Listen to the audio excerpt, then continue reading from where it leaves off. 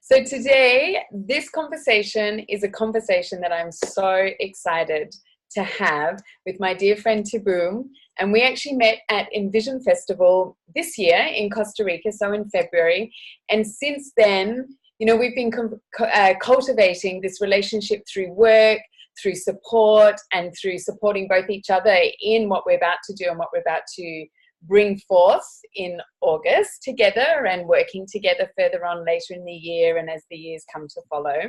So I really wanted to drop in today and do this interview because for me as a woman and with my work, I think it's so important that we're always bouncing off the other side, like from the masculine. So from the feminine to the masculine and the masculine to the feminine. So these subjects and questions that we're talking about today is basically around the man's point of view, around sex education, around, men's sexuality. And I'm also going to ask a question at the end of what do men need from women? So today's conversation is around heterosexual relationships and heterosexual sexual interludes. So that is what the conversation is about today. So I would love to start off with you introducing yourself, Thibaut. Bonjour, good morning or good evening, or wherever you are. Good morning for you in Vancouver. So yeah, I'm Thibaut, I'm French. As you said, we met 3 months ago in Costa Rica, which was one of the most important encounter and meeting of my life. You basically changed my life, so that's why today I'm very happy to be here. So to present myself very quickly, I am a coach. I am a personal trainer, so I coach people for physical health, mental health as well. I'm an NLP practitioner, so I've helped people to manage addiction, to manage change in their life. Basically, I tend to help people to be more positive and to get better in their health, in their finances, in their relationships. So that's what I love. That's my passion. It's meet people, help people. I've traveled for 7 years. I've been a bartender. I've been in sales. I had many lives, which led me to this passion today, that I want to help people in their sexuality, sexual pleasure and sacred sexuality, and empower people through sexuality. So it's I like the fact that it mixes with what I've done before, so sports and mental health and things like that. It goes really well together, and I can incorporate that in our work. So I'm very happy about that. Amazing. Thank you. I mean, as you know, one of my favorite sayings is sex is life, life is sex. Mm-hmm. To me, and I know we've talked about this in depth, it's like the separation of sex placed into a corner, the last minute act at the end of the day or the end of the week, and then doing the rest of life is such a huge part of the separation in our culture from our own self, from our own bodies. So let's jump in, because I'm just really excited to ask these questions with you today. I wanted to speak to you because I'm so well versed when I'm speaking with women around the lack of sex education, around the shame around our bodies, around the guilt that we have for our sexual desires, how we're sort of raised as young girls into young women, and all of the slut shaming that happens is you're either a prude or you're a slut, and there's no in between. And to really embody our sexuality is something that's very intimidating and frightening for many women. So I wanted to hear from you what your view is of men growing up and the sexual education that boys receive, how they receive it generally, and also the attitude that you received as a young boy of sex that a man can embody. Mm-hmm. So to start with that point is that the fact is I am a Frenchman who've been raised in non-religious. My parents are atheists, so my father he studied to be a priest, so religion could have been like a big part of my life, which wasn't. But I've been raised in the really modern Occidental society. So French sex ed is almost non-existent, and parents are not talking about it. Even if my parents were really, how to say, open-minded, like in terms of art and culture and things like that, I never had a proper like sex education. And I think this is generally what happened. And more and more, I mean, my generation, but I think that especially now, the young generation, it's really like you have this mixed feeling of it's getting worse with all the porn things and the social medias. But in the same time, there's more and more, the kids are more and more, the kids of my generation, we become parents. And so because we're more open and we liked that before, we don't want to do that with our children. So that could be a balance. The first thing is that I think in terms of sexual education, we lack us men awareness of our own pleasure, and especially without ejaculation. So basically, as you've mentioned many times, is that self-pleasure and masturbation is a taboo.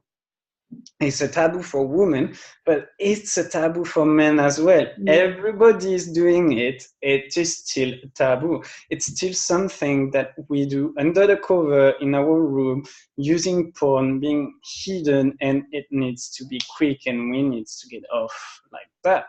So this is why I think generally, and this is the case like for most men who haven't practiced sacred sexuality or kind of exercise like that, is that they simply don't know that they can get this pleasure without ejaculating, because they've never spent 20 minutes, half an hour masturbating, giving themselves pleasure without the computer, or just thinking about, hey, I'm gonna give myself some pleasure. I always do it's the metaphor with food. It's like we're taught to eat the chocolate, like quick, eat the chocolate, someone can see you, rather than, hey, I'm gonna enjoy every bite of it. I'm gonna take like 15 minutes for this square of chocolate because I love it. And that's the difference between what men think is good sex, like most guys, they will brag, or they will just tell, oh, I had good sex, 20 minutes, and at the end I ejaculating, and she was happy, I was happy, and amazing sex. I mean, I rarely had a friend coming to me and telling me like, oh man, I had a 3-hour session and we went on, and at the end I didn't ejaculate, and that was amazing. That never happened to me. And it's not the go-to conversation. Exactly. But even with some of my friends who are like open-minded about sex, and they always respect their partner, and they're very open to like pleasure, they want to give pleasure to their partner, I've never had the conversation with these guys telling me like, oh, you know what, I didn't ejaculate, but we made love for 3 hours. And men don't know about that. So thank you for sharing that. And I want to move further into this idea that, as we're being raised by the internet. Children are being raised by the internet. Children are raised by other people's opinions. Like when we do not have sex education, and we do not have open conversations within family, within society, within community, what's happening is we are getting it from the schoolyard, and then we're getting it from the workplace.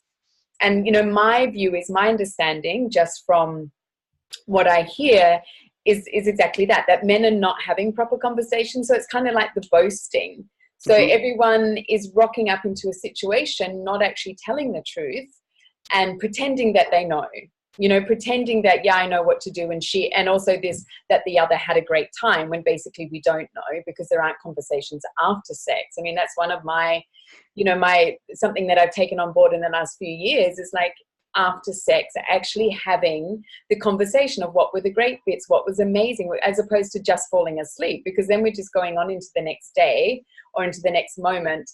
And we're just assuming, we're making assumptions. And every time we go into the act of sexuality, once again, it's an assumption that everything's okay. So I just wanted to drop in around what it was like growing up and what it's like within, you know, your workplace arenas and within your social arenas about the conversations of sex between men. Like, do you feel like it's often people are just, they're either ignoring it or they're pretending that they know, and they don't feel like there's a good support system to actually ask? And where do you guys go to ask? Like, did you grow up with an arena that you could ask, or you had to pretend? So I had to pretend. I remember I think I would say I am the first. Maybe my cousin, because I don't have an older brother, but my cousin, just 5 years older than me. But I think I am the generation who started the porn culture. We are the 30s. The 30 years old are the one, because we're born with internet, so we're born with porn. Yeah. And what happened is that growing up, school didn't do the job. So basically, school was way old school, was telling us about, oh, this is your penis, this is a vagina, and inside, but very like scientifically and boring. There was nothing was good about sex. I never had a teacher telling me, hey, you know what? Sex is amazing. Sex is great. You can have so much pleasure. I never had that, which should be the base of sex education. I could have talked to, let's say, I could have talked to parents or family, but again, with the taboo, it just make it like, you know, that when you want to talk about it with elders, with adults, when you're young, it's like it's going to be awkward. So the last thing you can do is talking about it to friends. So here's the problem, is that you're either going to have like two things with friends. It's either your friends, they never made love as well. When you're like in your teens, they never made love, so they don't know. Or there is the one that already made love, and they're going to be either bragging or they don't want to talk about it. Again, it's coming back that it's very difficult to find friends or people around you who would be like, hey, let's just talk about sex like openly, like it's normal, it's a normal conversation, but it's very important to have it. So I think this is what is lacking as well, or at least to have somewhere where you can go, because again, porn is so like, it's so easy to go, but yet the question, you don't ask yourself like, how can I be great in bed? Like, you don't research that online, like especially if you've grown up with porn. It's like, hey, is my size big enough? Or how do you give pleasure to a woman? But it's very, very tricky, and there's so many things about, like, you know, the pills, or you need to take these pills, or you need to pump, or you need to do this exercise, like, and when you're a kid, it's like doing handstand, juggling, and singing hallelujah in the same time. You're like, what the hell is he talking about? Like doing keyword exercise. Like, I don't know who this keyword guy is, or things like that. So being a kid I think as a teen, it's the difficult part. Then when you grow up, but I mean, even growing up, it's very like, you need to get out of your comfort zone and be like, hey, I'm going to go and search for how to give an orgasm to a woman, how I can give multiple orgasm to them, how can I have multiple orgasm. But doing that is going out of your comfort zone. And if you don't know that you as a guy can have multiple orgasm, you can research it, because you don't know. And there's not so much information given freely and easily. On TV, you will see like, eat your 5 a day, eat your 5 fruits, don't eat salt, don't eat junk food. But you never see like, have good sex, give and receive a lot of pleasure, respect consent. You don't see that, which is, I mean, you have breathing, you have drinking, eating, sleeping, and sex. And movement. This is the 6 pillars of life. Movement, they start to talk about it a bit. Breathing, you never hear about it. Water a bit, food okay. Sex, you never hear about it on TV. Almost Yeah. never. So I think that's where it's lacking Yeah. as a pillar of our everyday life. And this is, you know, in this huge gap of lack, the lack of proper education, what's taken over is the pornography industry. And so I wanted to ask you also, you know, speaking of boundaries and consent, so, you know, with the man watching porn for his sexual education and then coming into real life, like what did you find the gap was, like especially around watching these images, the pixelated images on pornography, and then being with a woman, and especially when we're talking about boundaries and consent and we're talking about time frames, like obviously in porn, like apparently the woman's ready, and we all know, well, this is another issue, we'll get into that in a moment, like physiologically a woman's body is not ready in that 3-minute film. She is getting paid and she's got amounts of, you know, liquid put up her to make their entry okay. But what I want to ask is for you, like, finding that difference, like going into sexuality and being with women and having the concept of what was on porn, like what were the major things that you found were just completely different, and if you felt let down or kind of jaded by the whole thing? So I come from I always had the courage to say that I was a porn addict. Like I literally, that was on the very, very dark side. I used porn when I was in a relationship without them knowing, and that led to very, very bad situation. Like again, I'm a product of my environment. I've grown up with that, and that really took a big part of my life. So I think the biggest thing, especially for my first time, is the difference between you watch porn and you're like, well, okay, I kind of do this in this motion, this position. It doesn't prepare you to the sensation. Just the sensation. It's like this is something like I've never been told, even at school or whatever. I've never been told that, look, when you're gonna make love to the first time, when you're gonna enter your partner, it's gonna feel crazy. It's gonna feel like something you've never felt before. I've never been told that. Regarding the consent and the old porn industry, what they project, I'm quite balanced on a subject that I think porn is not bad. Porn can be a tool. It's how you use it. It's like everything. Food can be bad for you and kill you, or can be very good and can make you in great shape. Regarding the respect for consent, for consent, and of course it doesn't teach you what you said, the signs of a woman when she's ready. As you said, like when you watch porn, and as a young male, and as when you start to make love, you think that you can penetrate a woman when you want. No, it's not. No, you don't. And weirdly enough, women don't tell you that as well. They don't talk about that. It's that a lot, especially as a teen, women, like, they kind of, okay, I'm not ready, but he's not raping me, so I'm gonna clench my teeth and wait a bit that it's going better and we can do it. Mm-hmm. So, but regarding the treatment, there's something about the treatment of women in porn. I think there's a lot of bad rep for porn about that. But you know what? Porn, like, there's male treating women really, really bad in porn.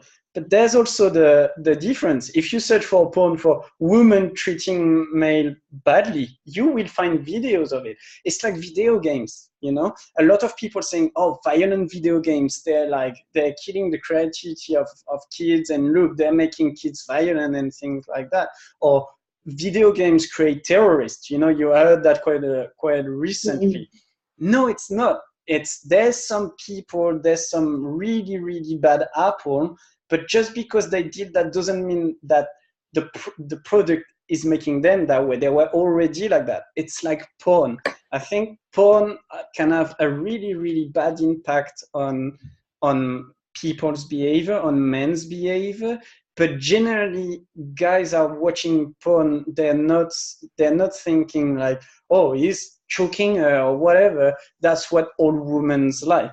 It's not that way. But it doesn't prepare you to the feeling, doesn't prepare you to the emotional state of sex. I think like this is one of the big thing lacking nowadays in our society and in school. They don't tell you about emotion, about how you implicitly and explicitly ask for consent. As you said, are you ready? Do you want me inside you? This is like even women are like women my age or teens. It's difficult for them to just express it when it's like you can make it so fun and so enjoyable and so sexy, but we're not taught about that. Yeah, that's a really good point. I get that a lot too when I'm speaking about boundaries and consent in workshops. People are like, oh, but you know, it just sounds so stupid. Or it's like, and I'm sitting there going, so what's more stupid, the fact that you feel a bit uncomfortable about having a conversation, or laying there on your back going, I wish this was over. You know, I wish he would finish so he would just leave, you know, and there's so many people are willing to put up with something instead of voicing their opinion or voicing their needs, because we're not raised to have a voice. And this is a huge subject around how we raise our children, how children are forced to kiss their uncles and kiss their grandmothers goodbye. You know, little boys are told that that they're rude if they don't hug and kiss their auntie goodbye. And, you know, and there's not a good feeling between the auntie and the 3-year-old boy, and he's forced to kiss her. So that's a huge subject because it starts from a very young age. But just when we're talking about, as you say, what it doesn't teach about women's bodies and men's bodies, on Sunday I was at the Sacred Music Tantric Festival here in Vancouver, and I was sitting at this table and a guy came up and he was speaking to my friend Meg Gilron and I, and he asked, you know, what are 3 things, or what are did he say 3 things or 10 things that you would say to a guy about how to make love to a woman? You know, the 3 things that you would want them to definitely know. And my first thing was, and it was so beautiful, his reaction, and this is why I'm mentioning it, my first thing was, well, it physiologically takes a woman's body 45 minutes to be open and ready for penetration. And the poor guy just kind of like, what? You know, and this is an actual fact, that if we're going to be making love to a woman, and if you're a man or even another woman penetrating a woman, you need to know that she's not ready. And then and we don't even know that. And so we have all of this shame that we take too long. And I think that's the major conversation within the porn industry, is the lack of true information. I mean, we have so many conscious porn arenas out there now. You know, Erica Lust is making, it's all coming from the women's side, where the women are writing in their confessions and the women are directing the way the story goes, you know, and her porn videos are longer, and it's all, you know, articulated through the women's point of view, which is really gorgeous. And so, yeah, it was just really beautiful to see this guy's reaction that time, because he's just, you know, he just thought, I had no idea. So, you know, for me, when we're talking about education, it's, yeah, we can at school have these images of that's what a penis looks like, and that's what a vagina, and also the wording. The vagina is actually the inner sheath. It's not everything outside. Like that's the vulva, and it's the absolute lack that then follows through. But even when you think about science, like there's still scientific studies that says that we're not sure that the G-spot exists or these kind of things, and you're like, but you don't know what you are talking about. I mean, to me, those scientists, their wives have never had a proper orgasm, and that's basically where they're coming from. It's like they have no idea. They're at work too much. They're stuck in a lab. They're emasculated. They're not alive, and they're not fucking their women wide open, basically. So they're coming up with these arenas. It does not exist. if they are have wife, I'm sorry for them, because like literally you just think, why? Yeah. So I was just talking about one thing about the body taking up to 45 minutes. If there was 3 things that you wish you had heard as a younger man, or if you were speaking to a younger man, like if you had that situation where a guy came up and said, if you were to tell me the 3 major points, what would they be? First one, slow it down. Like really slow it down. I know you want to play. I know young men they want to go at it, but really like if you want to have an amazing sex session, slow it down. Involve, so in that point, that's the first point. Involve your whole body. What I usually like, I usually advise my friends and my client, and it was one of the greatest advice I received, is that if you want to have a great sex encounter, sex meeting, or sex night or whatever, start in the morning, or start like as soon as possible, be with your clothes on. Make her laugh, because engaging the abs, it's like, again, it's backed by science. You engage the whole perineum area, the whole abs. Relax, massage, make her feel good, but you slow it down. Take your time to make her feel at ease. That's the thing. If the young man make his partner feel at ease and relaxed, then let's go. Then the party is gonna be amazing. She's not gonna be stressed. She's not gonna hold and be clenching muscles, and she's gonna let go, and you're gonna enjoy even more, because the communication will be better. The mind body connection is gonna be better. So really, by slowing it down and breathing and relaxing with your breathing, that's where you, at the beginning, you take some time, and then you can really go for it. As you said, like, I think it's better that you take half an hour, 45 minutes to slow it down, give a long, nice massage and make it slow. And then you can go as hard as you want, like, because she will like it. Most women like it hard, but because they've been relaxed before, they're gonna take it and they're gonna enjoy it if they enjoy it. But at least she would be relaxed before, because if you go hard straight away, even if she likes it, she's not, as you said, she's not gonna be ready, so she's not gonna enjoy it. So that's the first point, with the importance of touch, massage, touch, all of this. I think it's the most important. Second point is to know the different erogenous parts of your partner. We're taught so much you have the breast and the sexual organs. No, the whole body. Like, I've been with partners like orgasm with their neck. I was just touching the neck, or the earlobes, or the feet, or the knees. You don't know, because everybody is different. Every woman is different. So having the confidence of asking, when you're massaging her at the beginning, before saying what really turns you on, what's gonna make you want more of me, which part of your body do you like to be touched? Communicating that way, it's gonna give you the direction on the map. It's like we give you a map and there's no road. Hey, here is Canada, but you have no road and you need to go there. You don't know. But if the person in front of you tell you, hey, look, like, if you go from there to there to there to there, orgasm, that's the road to orgasm, it's gonna be so much easier. So that's the second thing. And the third one that I would advise young men to do is learn how to read pleasure signs. If you can read your partner or woman's sign of pleasure and of excitement, you're gonna be the best lover ever. Because again, every woman is different. Some women like to voice, some don't. Some women like touches, some women just need to speak or not speaking. But most important is the breathing. Recognize the breathing. You don't even have to ask. If you're on your partner and you see that her chest is going and her belly is going faster and her breathing is going faster, you're doing something good, because she's getting aroused. That's the heartbeat is going faster, so she likes it.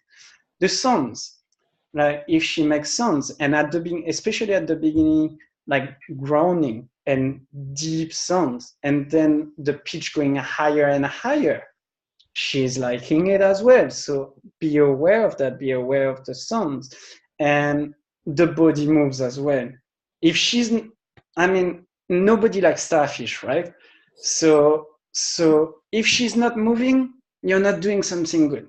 That's the thing. If she's moving with you, it's like a dance. It's, imagine you're dancing with someone and she's standing straight. You are like, I'm not a great dancer and she's not. But if you're having a tango, if you're moving and it's flowing between you and her, it's a sign again that she's enjoying and that you're going to have an amazing time. Mm-hmm. And I think also it comes with experience. It comes with practice. It's like everything. It comes with practice. But the most important as well for me that I learned is keep doing what's good. You see, that's the problem with porn. Is that, hey, we're going to do 2 minutes of orals and 2 minutes on the right tits and 2 minutes on this and 2 minutes. They're always changing and things like that. If you recreate this, your partner is going to be like, what the hell are you doing? We're not doing the Kama Sutra. Unless you want to do the full Kama Sutra, which is fine. But usually, you just want to have pleasure with your partner.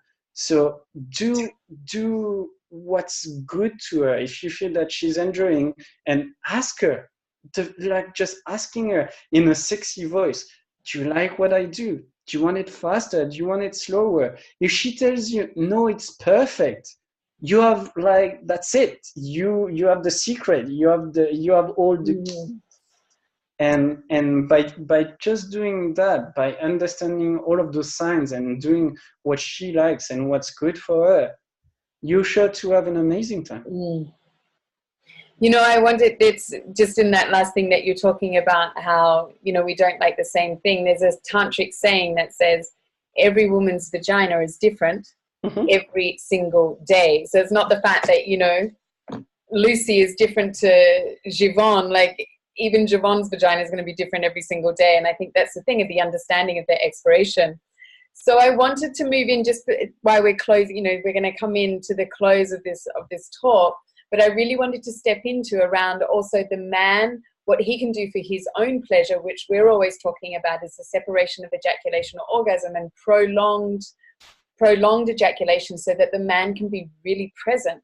So just before we had this conversation, I was speaking with Thibaut around a message I got from a client from last year who is doing this practice of separating his ejaculation from his orgasm. And I have heard it from other men as well, where they're finding that the women are getting pissed off. And this generally comes along in one-night stands or short love affairs, around where the women are demanding the ejaculate from the man, even though the man's practicing this incredible practice, and where we seem to have this sort of misfiring or this missing. I mean, what I understand, and when I've talked to women, this perception that a woman's self-worth is tied up if the man ejaculates. And so, you know, as his client was expressing, that he's finding it really difficult to be able to hold his ground. And for me, it's a boundaries thing. It's about being really clear about boundaries and finding a way to really express, but where the woman is demanding the ejaculate from the man. So I wanted to hand it over to you to speak about that. Yeah, I think the consent and the boundaries, it's the most important. It's basically, so I've been doing this practice. It's been amazing, and as well, I think we like that. We like this teaching of you can have multiple orgasm, amazing orgasm and pleasure without ejaculating. It's even better than when you ejaculate. So we like that. But when you learn that, you're gonna face that, especially with women who are not taught that. We don't know about tantra. We don't know that men haven't. I mean, a lot of the men I talk to who are practicing, who are having this practice, and myself, the partners who they don't know about tantra, they don't know about these things. They're like, but what's happening? Like, you don't like me, you're not taking pleasure with me, and I think the most important thing is communication. The easiest way would be like, it's like religion. Like, if she's from another religion, or you have morals, or it's kind of similar, you know, like if it's really that important to you, you're going to stand your ground. You're not going to change religion just because a woman asks you to change religion, right? It's the same with the ejaculation. If you're really serious about that, you will tell her, the best is to tell her at the beginning, like, look, I'm having this practice. It's going to be very different for you. I'm really gonna make you completely crazy, and you're gonna have an amazing night. But at the end, I'm not gonna ejaculate because this is part of my practice. This is who I am. Just saying it like as easy as that. It's not you. I'm gonna show you that I'm taking pleasure, and I'm gonna have a lot of orgasm, and I can show you. It's actually like, it could be the trick to the guys. It's kind of almost doing a challenge, showing a challenge to the woman, saying, look, I can show you that without ejaculating, we can share more pleasure than you rarely had in your life. I mean, I had a friend, she didn't know that I was practicing Tantra. And we were talking, we were traveling in South America, and she told me, I said, oh, how it's been going with guys like traveling, you know? And she said, oh my God, like one night I was with this guy, I had the best sex of my life. And I was like, oh, that's cool. Like, but why? Why was it different? Why was it the best sex of your life? She said, he's a tantric guy. Did you know about that? And I told her, like, yeah, I kind of do that at the moment. And she looked at me, she was, are you a lot doing that? I said, no, honey, we're not a lot doing it. But that was exactly this. She said, like, he was so in tune with my body, and we had so much great sex. And the fact that you don't ejaculate doesn't mean that you're not taking pleasure. And for the men who are doing it, communicate. Just say it, because if you show and demonstrate your passion, she's gonna understand. Like, nobody's gonna say, if you tell her beforehand, if you say, look, we're gonna have great sex, but I'm not gonna ejaculate, no woman's gonna say, oh, okay, well, no, I'm sorry, I'm just having sex for you to ejaculate. No, nobody does that. No woman does that. And after, the other, I don't want to say problem, because it's not a problem, but the other event that can happen is that the woman, she knows what you're doing, but she wants it because she likes it. So it's the same. You still need to, but this is even more difficult because she knows about your practice, and she knows that it's important to you, but that now it's one needs again one other. So you have to make compromise and as well turn it into a game. Always turn it into a positive way. Into play. Yeah, exactly. Yeah. I think, that initial conversation is really important. And this, this once again comes around. I mean, how many people go out with someone and they're going to have this, glorious one night love affair, and they've got their clothes off and there's penetration. They've never talked about sex. They've been out talking about everything else. They haven't had a conversation around sex. The next minute they're naked fucking. And to me, that's just mind-blowing that that's what we do. But anyway, this whole conversation at the very beginning of even the man asking for support, saying, look, when I say stop, I actually really need you to stop. Because that's also a lot of the conversation that goes on where men say, I've asked her to stop, and then she just gets all kind of sassy and won't stop moving. And and this is what I say to women, that is a complete breach of boundary. Mm-hmm. Like, you want your boundaries to be completely respected, then you also have to respect the other. And when we're talking about a woman craving the ejaculate of her beloved, like especially someone that she's really connected with, this is what they talk in Taoism. They say it's like when we are, especially when our whole body's being filled with dopamine and we're raising all of these pleasure hormones. As a woman, our fluids are being completely infused with yin. All of our yin nature is going into our fluids. And so if we're with a masculine energy, that masculine energy is being filled with yang. And so the yin is craving the yang as the yang is craving the yin. Now, it's up to the woman's responsibility to be able to receive the yang energy in many different ways. And I think this is the conversation that's not talked about enough. Because as a man, like through his saliva, like kiss a lot more. Because for a man, you know, women have our fluids even without ejaculation, without orgasm. You know, our vagina has fluid that you can induce the yin from, and also being around. So being playful with each other. And I guess that's where that also the yin and yang play of, you know, the dominance and the submissive, that's where we're receiving each other's energy as well, as opposed to, you know, pinholing it to the fact that you need to, as a woman, need to have the man's ejaculate to receive him. So these, you know, it's a conversation at the beginning of really asking for support as well, saying, look, if I say these words, I really need you to stop.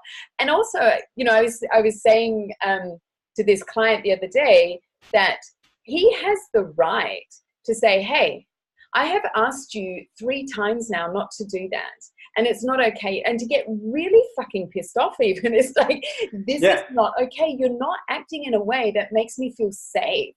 I mean, women are always talking about how they don't feel so safe in sexual situations. Well, the man also comes to that point where he does not feel safe, that his desires and wants are not being respected, his boundaries are not being respected. So I think it's a very, you know, it's a two-way street, definitely. And we're asking for support and putting clear boundaries of going, if I tap you on the shoulder or if I say this word, I explicitly require you to stop. And if you don't do that, then we're finished, you know, that I'm walking out the door, you know? Think about it that way.